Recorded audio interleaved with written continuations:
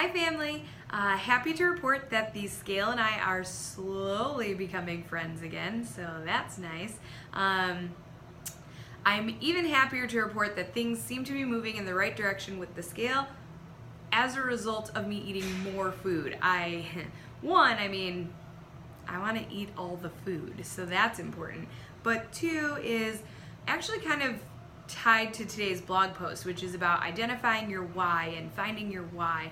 I think it's just really important with anything you're doing to know why. I did that a lot in school. I was the person raising their hand and asking why we had to do something, and it truly wasn't to be defiant. I just want to understand things, and if I can understand why I'm doing it, I'm going to be a lot more bought in, and I'm going to go in harder. And because I do a lot of things, for me, I do a lot of things from the heart. I am a very passionate person, which can be a good thing, but definitely has its downsides as well.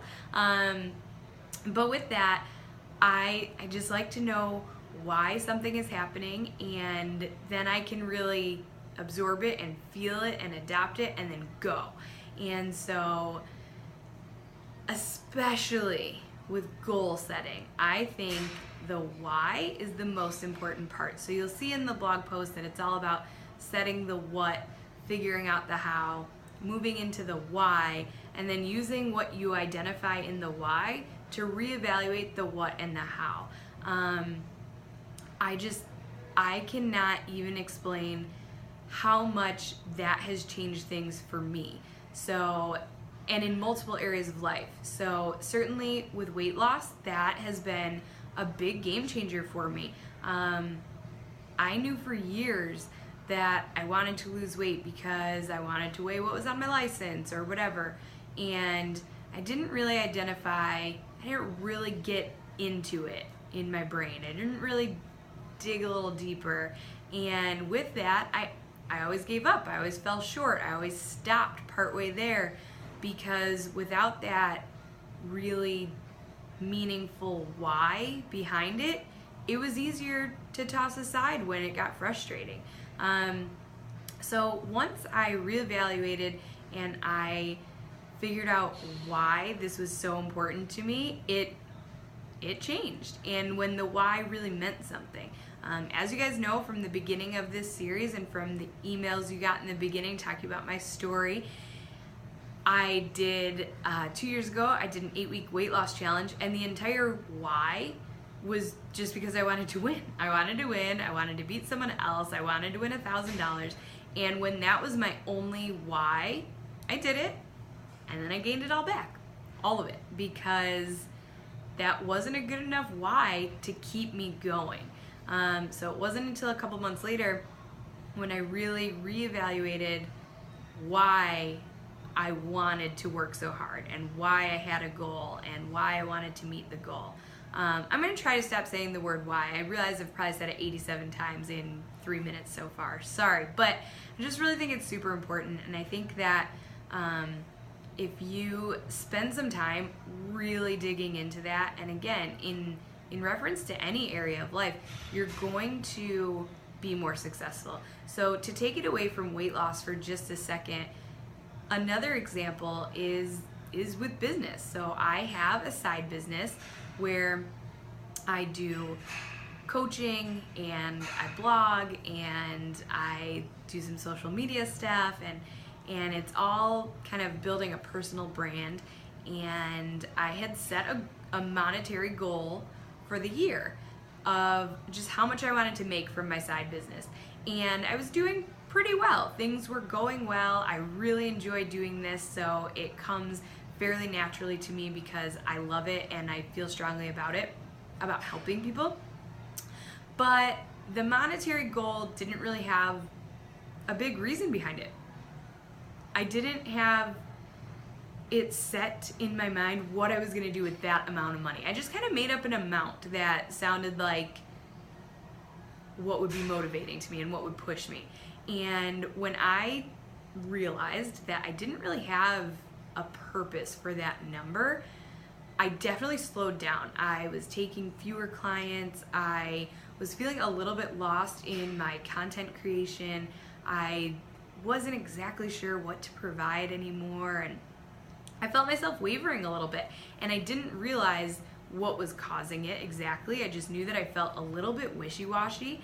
And then when I sat down and just kind of reevaluated things, I went back to my original goals. I went back to my list of goals, and I looked at the goal at the top that was my monetary goal and thought about why the hell did I set that goal? What does that number mean? Why am I grinding to get to that number if that number doesn't mean anything? And so I really spent a solid week and a half, probably 10 days or so, just thinking about what I could do to make the world a better place and to spread joy and spread happiness and spread positive vibes and meaningful mindsets to as many people as possible. And when I figured out what I could do, then I thought, all right, well, how much does that cost? What amount of money do I need to do that? And that I figured out why I'm doing this, why I'm running my side business, why I want to get to a certain point, what impact I want to make. And that just reinvigorated me to kind of start fresh and reinvigorate my passion for it. Not that the passion never died, but like I said, I was kind of chasing an end goal, and there's no other way to say it without knowing exactly why that was the end goal. So now that I've identified why I want to get to a certain point, that point is so much more meaningful to me. I can't wait to get to that point because the reason I want to get there means a ton to me. And that changed everything. It changed my motivation. And similar to in the blog post about going to the gym or counting your macros, if 20 pounds doesn't really represent something meaningful to you, if you have an off day, somebody orders a pizza, it's so easy to just, all right, I'm just gonna have a little pizza. I'll lose 20 pounds eventually. It can be 5 days later than I had initially planned, no big deal. But if there's a bigger reason and it's really meaningful, you're not gonna wanna put it off. You're gonna be dying to get to that goal.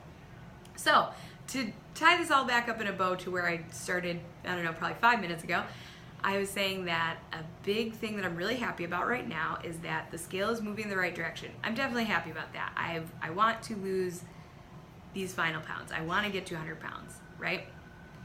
Why I'm really happy that it's moving in the right direction from eating more is because of this series. I did this series because I want to show you guys that it's not always, even when it's not always perfect, and when the scale is frustrating and life is frustrating and people bring donuts to work all the time, that it's still definitely possible, and that you don't have to starve yourself to get there. You don't have to go to extremes. You don't have to be an all or nothing person. I used to say that all the time, and I'm just not. That's not a thing. I wasn't born an all or nothing person. I was choosing to do that, and I have found a way to live more balanced and keep track of what I'm eating while enjoying what I'm eating. I don't feel deprived, and I want people to learn that through this. I want people to see and learn that you can lose whatever you want to lose or gain whatever you want to gain